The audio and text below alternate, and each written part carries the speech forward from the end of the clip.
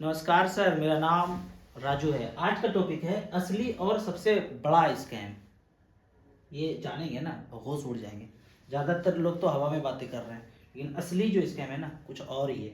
यहाँ पे उसके पहले जितने भी एक्सपर्ट को सुना ना, मार्केट क्रैश करेगा, पैसा निकाल लो, निकाल भी लिया काफ़ी लोगों ने। लेकिन मैं बोलूँगा म्यूचुअल फंड में अगर इन्वेस्ट कर रहे हैं ना तो किसी का नहीं सुनना है, सिर्फ अपना रिक्वायरमेंट देखना है।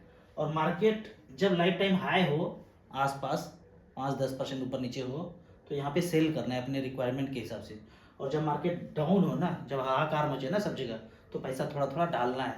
काफ़ी समय के बाद मैं SIP शुरू किया हूँ, काफ़ी दिनों से बंद था मेरा, गिरावट हुआ तो फिर से शुरू किया। और यहाँ पे बेचने का क्या है कि 10 साल कम से कम होल्ड होना चाहिए, तभी तो आप मार्केट हाई में जब बेचेंगे तो CAGR थोड़ा सा बढ़ावा मिले।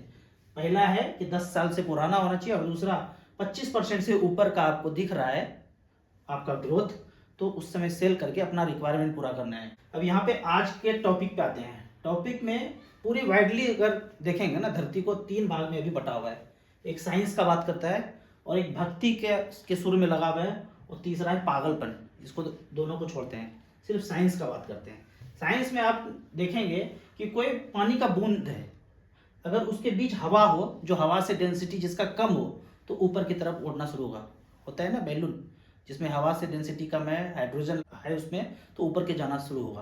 तो पानी का कोई बूंद है, उसमें हवा से कम डेंसिटी का कोई चीज हो, तो ऊपर की तरफ जाना शुरू होगा। और जैसे ही बूंद अगर फूटे तो उसका पानी नीचे की तरफ आना शुरू होगा, क्योंकि धरती पे ग्रेविटेशनल फोर्स है, तो नीचे की तरफ आएगा।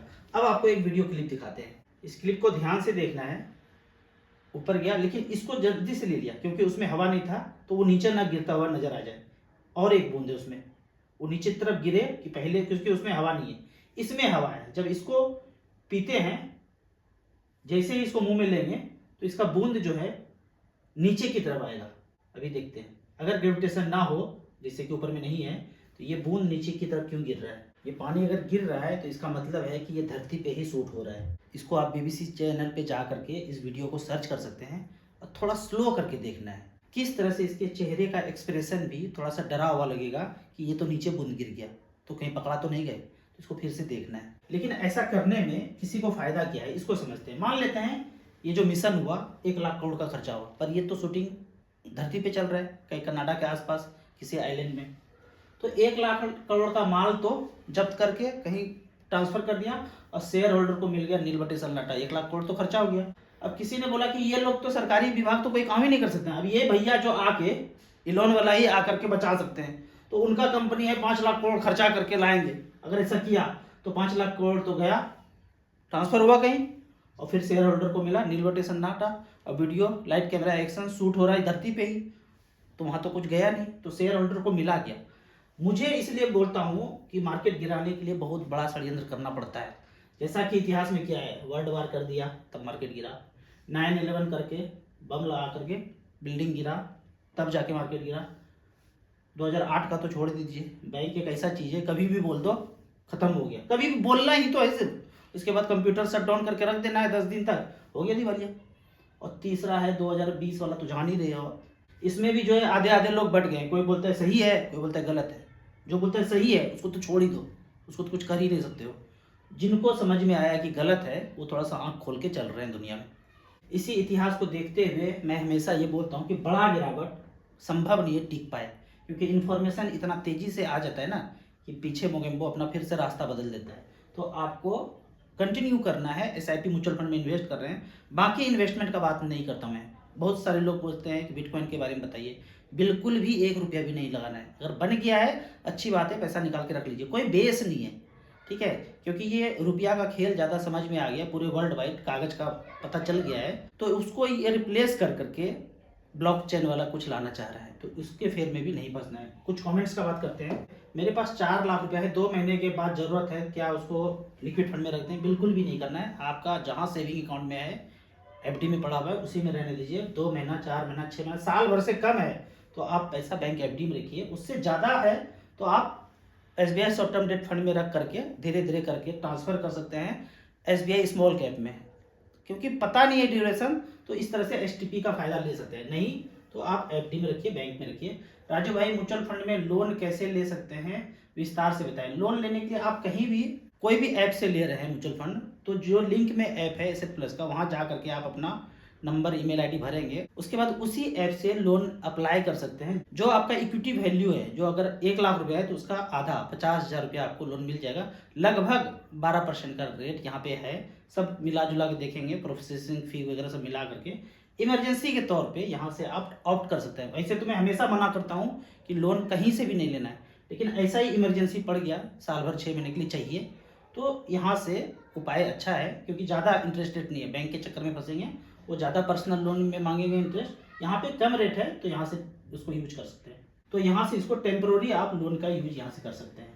सर, जब भी मैं SIP करता हूँ 1,000 में से 1 रुपया कट जाता है, और कहाँ जाता है वो पैसा? सिक्योरिटी ट्रांजेक्शन टैक्स कटता है, वो पैसा वहाँ कटता है। आपका जो पैसा है SIP जो भी चल रहा है 1,000, 2,000, 5,000, 10,000, सिक्योरिटी ट्रांजेक्शन टैक्स का जो रेट है 0.001 है, उस रेट से आपका पैसा जो भी आप इन्वेस्ट करते हैं, चाहे लमसम भी करेंगे चाहे SIP करेंगे, वो चार्ज कटेगा। यानी 1 लाख रुपया के परचेज पे 1 रुपया जाएगा सिक्योरिटी ट्रांजेक्शन टैक्स में।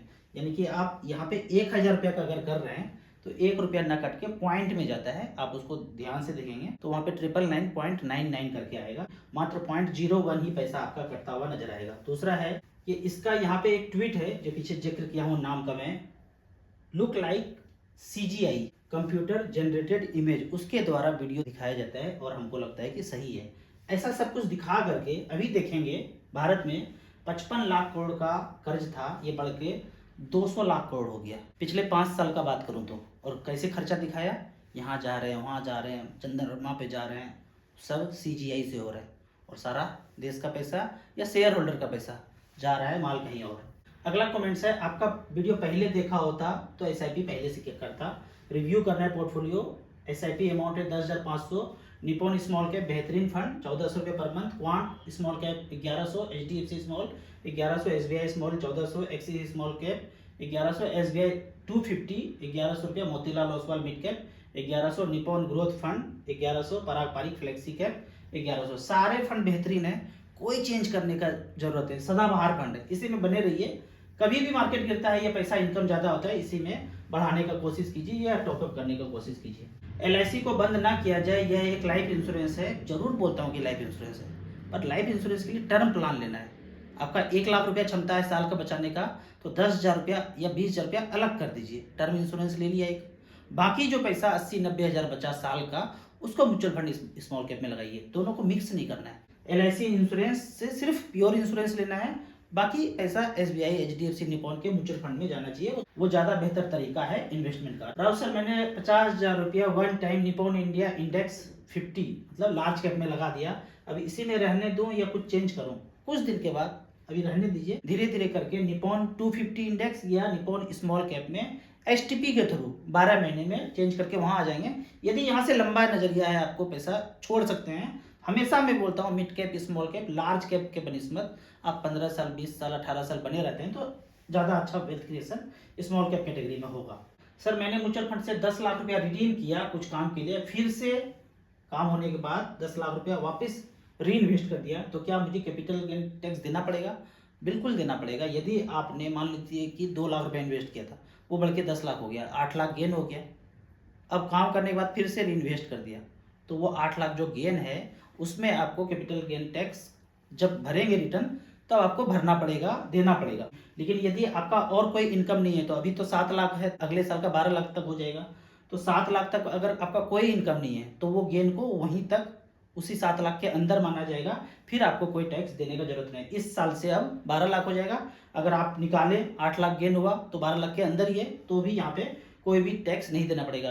12 लाख तो छूट मतलब कैसे भी इनकम हो रहा है, चाहे म्यूचुअल फंड से हो, शेयर से हो, प्रॉपर्टी से हो, वो 12 लाख तक अगर गेन है, क्योंकि आप और कोई इनकम जनरेट नहीं कर रहे हैं, कोई सैलरी नहीं है, रिटायर पर्सन है, तो आपको कोई टैक्स नहीं देना है 12 लाख तक। मेरा पर्सनल लोन चल रहा है, 3 साल बाद पूरा होने वाला है, उसके पहले लोन क्लोज कर दूं और उसके साथ SIP चलाऊं या बाद में SIP चलाऊं?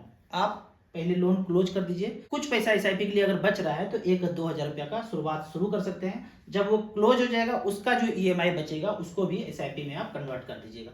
सर, मुझे ये बताएं स्टार SIP को किस तरह से यूज करना है? स्टार SIP यूज करना बहुत सिंपल है, वन टाइम है, SIP है, कैलकुलेटर है। प्लेलिस्ट में 4 वीडियो है, उसको गहराई से देख लेंगे तो आपको उसको चलाना आसान हो जाएगा। सर मैं मिड कैप और स्मॉल कैप में इन्वेस्ट करूंगा, क्या मुझे कुछ डिजिटल गोल्ड में भी इन्वेस्ट करना चाहिए? बिल्कुल नहीं करना है। गोल्ड लेना है तो फिजिकल लेना है, या फिर वहां से बच करके आप स्मॉल कैप में ही ज्यादा कीजिए तो ज्यादा अच्छा रहेगा। अभी यहाँ पे कुछ एनएफओ दिख रहा है, एनएफओ के सेक्शन में जाने के लिए आप स्टार एसआईपी में म्यूचुअल फंड लाइव रिटर्न में जाएंगे। एनएफओ के सेक्शन में जो भी एनएफओ उस समय चल रहा है, अभी क्वांट आर्बिट्रेज फंड चल रहा है, ये सब एनएफओ में आपको जाना नहीं है। अगर कभी आता भी है तो mid cap, small cap, 250 index, इस तरह से डाइवर्सिफाइड इक्विटी वाला आता है तो आपको एनएफओ 10 रुपया वाला से लेना है। मत सोचिएगा कि 10 रुपया वाला एनएफओ अच्छा होता है और 1000 रुपया का एनएवी वाला रेट महंगा है तो बुरा होता है। बिल्कुल भी ऐसा नहीं है। 10 रुपया का लोहे का रॉड मिलेगा तो इतना बड़ा मिलेगा, और 100 रुपया का मिलेगा तो इतना बड़ा मिलेगा। ये नहीं कहेंगे कि लोहा सस्ता है और महंगा है।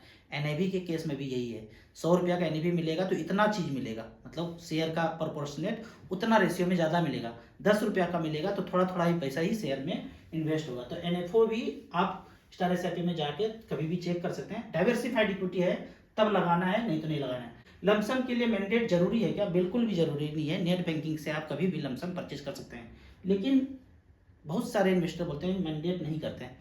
एक बार कर लीजिए, कोई लफड़ा नहीं है। 50,000 का लिमिट का मतलब है कि 50,000 तक एसआईपी अमाउंट या वन टाइम अमाउंट को आप बिना नेट बैंकिंग के, बिना कार्ड के यूज किए हुए कर सकते हैं।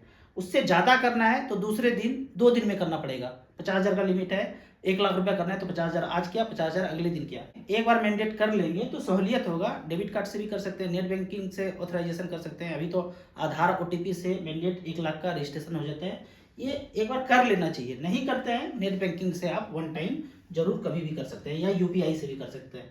आपको इसी तरह म्यूचुअल फंड के बारे में और कुछ जानना है, इन्वेस्टमेंट के बारे में जानना है तो इस नंबर पर मुझे व्हाट्सअप कर सकते हैं। आपको याद दिला दूं, मैं एक MP registered mutual fund distributor हूं। आप इसी तरह कमेंट सेक्शन में क्वेश्चन पूछते रहिए। वीडियो अच्छा लगता है तो लाइक एंड शेयर जरूर करें। Thank you so much.